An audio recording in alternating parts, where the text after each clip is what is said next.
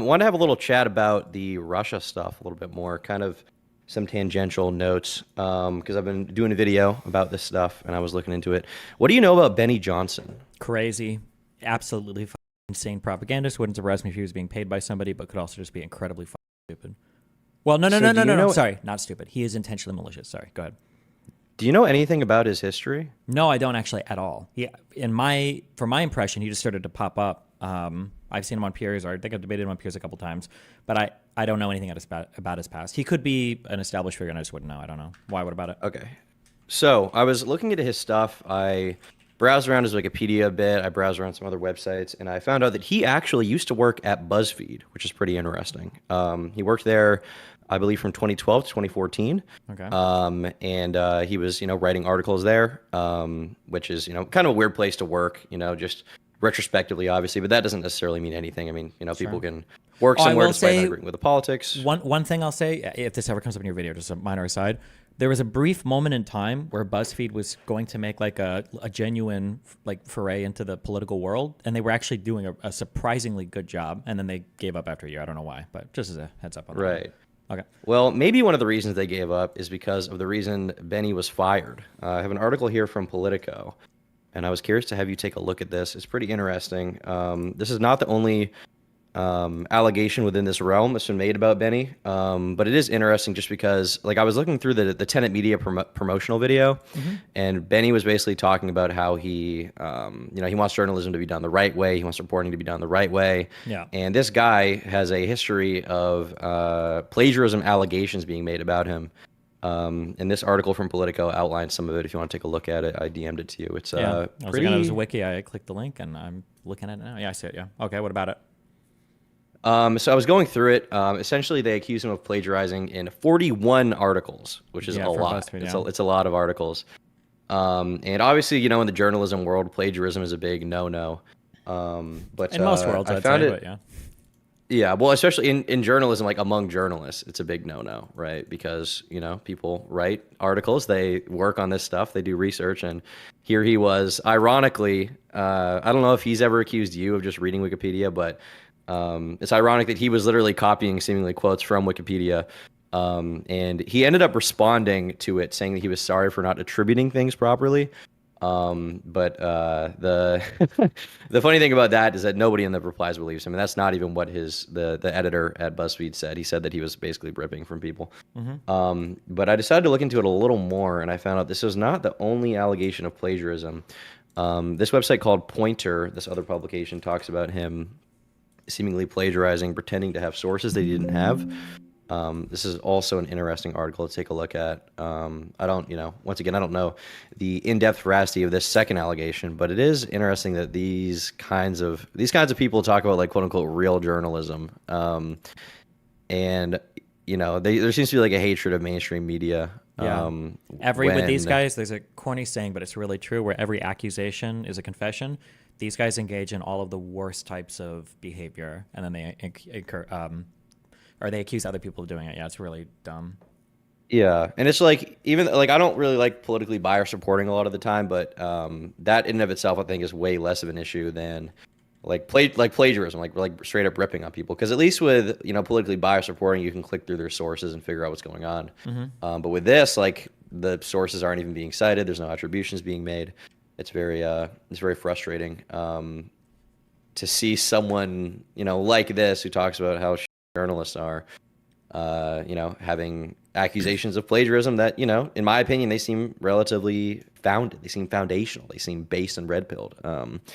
So it's kind of interesting. Hassan insists Benny's gay. All right, well, Hassan probably wants him to be gay. Let's not get into that. If you're ever bored, I don't know if this is like entertaining for a normie or not normie, like non-politically plugged in person or not, but if you're ever bored, scrolling through, do you understand anything about defamation? Yeah, sure. Are you aware that to sue for a public figure to sue somebody for defamation, they have to meet that actual malice standard? Yes. Yeah, which is quite difficult. Generally, you can't do it. If you're ever bored, the slides in the Dominion versus Fox News lawsuit are actually unhinged. I think I opened this on stream because I wanted to get some information, and I think I ended up reading through the entire thing because it's just so many crazy, like We did go over some parts of this during the J6 Yeah, I remember, panel yeah. thing. But like this whole, There there was just that. it's slide after slide after slide after slide after slide. Like I just showed a random spot, and it's like Tucker Carlson. Sydney Powell is lying, by the way. I caught her. It's insane. Bingo. Happy to explain it, but I never want to lower ourselves if we can help it. A redacted Venezuelan affidavit. It's ludicrous. Like this whole thing shows that like the entire network, every single exec, every single host knew that they were lying on air constantly. Right. But yeah, it's insane. The level of like depravity that conservative media has sunk to is unreal. It's not even close. This is why I hate it when people do. They're like, well, yeah, both sides have problems, because they do, but it's like not even close to equivalent. Nothing like this has, like, the closest thing that's ever come out on the Democrat side for this would, and that I'm aware of, would probably be CNN's like Donna Brazile passed some debate questions off to Hillary before a debate, which was bad. She shouldn't have done it. It was not good. But like, this is insane. Yeah. Another thing I want to talk about is in regards to Tim. You saw his video response, and one of the things you commented on was he was like, on the Culture War podcast, we don't even always discuss politics. We discuss apolitical things like movies and dating and stuff like that. And you made the comment that, well, obviously a lot of these things can easily be political, especially from someone like Tim Pool, right? Have you looked in at all to his podcast and seen the kind of stuff he talks about? I think I was on one of specifically in his regards to episodes. movies? I haven't, but I can't imagine that it's not super political because of the type of loser he is. So there was one interesting thing I noticed. So in Tim's response, he's like, go check out the Culture War podcast. We talk about a lot of stuff. We talk about dating. I went have seen on, some of that before. Okay, go. well, I went on the channel and I looked at, there was an episode you were on with John Doyle, right? Yeah. Talking about dating. And that was definitely a very political conversation. It was about like feminism and stuff like that. As far as like, if the woman's a feminist, she's not going to want her man to defend her, stuff like that. But then I decided to go because he talked about movies. So I was like, okay, I'll check the most recent episode of the Culture War podcast to see what, the conversation around movies is. And they were talking about this movie. Let me grab it. Let me grab the citation. So the movie he was talking about was a movie called City of Dreams. The plot summary for the movie, I haven't seen it, but Oh God, it says, wait. Is this the one about illegal immigrants?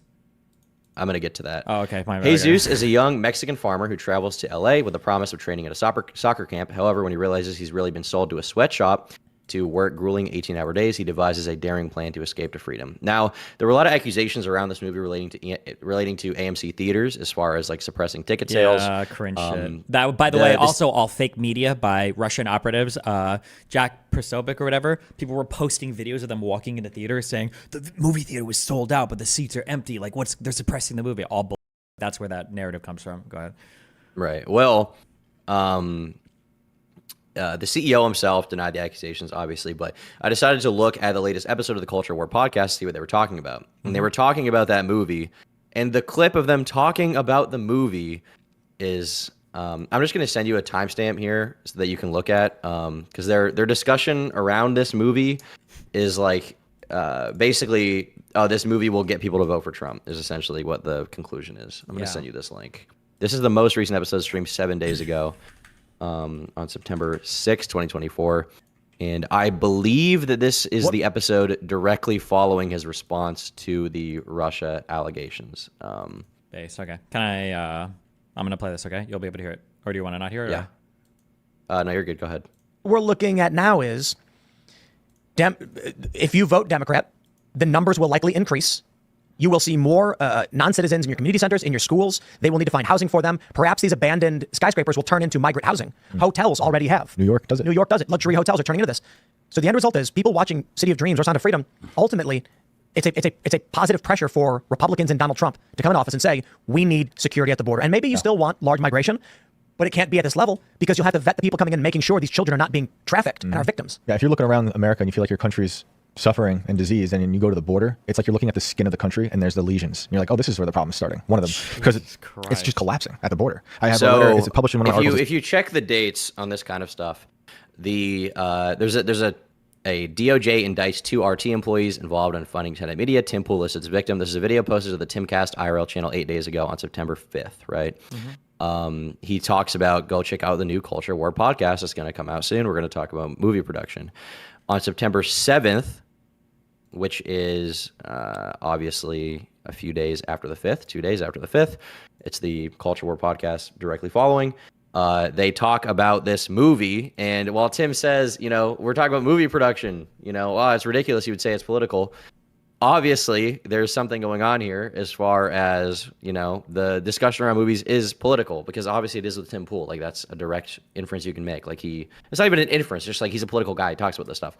And Tim says, well, how would that be funding Russian interests at all, right? How would that be funding Russian interests? Well, I then started looking around for news stuff, and I found this article from AP. I haven't looked into all the sources, so I don't know how accurate all of it is. But essentially, they talk about how Russia may have a vested interest in Trump winning because he would have a more favorable kind of policy on them in regards to the Ukraine war. And by them talking about, you know, spreading information about immigration, which Tim Pool is directly doing here, by them doing that, because it's Trump's #1 policy issue, they can push for him to be elected, which would help them. So it seems to me like there's a lot of denialism going on here around these subjects, and it just doesn't sense. Like, It's I do not believe that Tim 1000% knew he was taking money from the Russians. I don't think that was the case. But this idea that, like, Russian interests are as simple as, like, Russia saying Russia good out loud, I love Russia, like, is ridiculous. Like, yeah, I that's know. just This not is how so one of anything the works. reasons why. Yeah, it's so stupid. This is why.